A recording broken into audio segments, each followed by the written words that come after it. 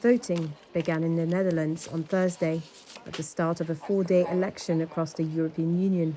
The new European Parliament faces mounting security, industrial and political challenges, and the Dutch vote encapsulates the EU's main internal political dilemma: the rising popularity of Eurosceptic and nationalist far-right parties that want to dismantle it from within. The European Parliament is one of the 3 EU institutions that run the 27-nation bloc. Together with EU governments, the 720-seat chamber decide on laws that govern its single market of almost 450 million people, including its $1 trillion long-term budget and laws to prevent climate change.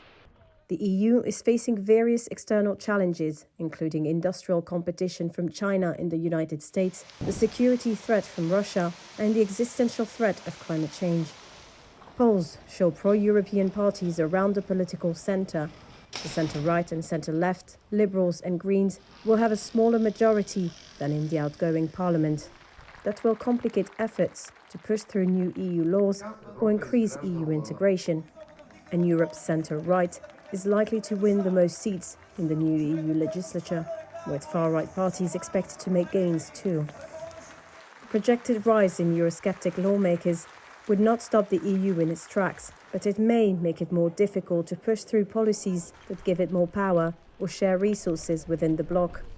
This might affect priorities over the next 5 years, including the EU's transition to net zero greenhouse gas emissions by 2050 and boosting the EU's defence production capabilities. EU officials argue Russia's invasion of Ukraine shows the EU must work together to defend itself, but the issue is highly contentious and would have a tougher time in a more Eurosceptic European Parliament.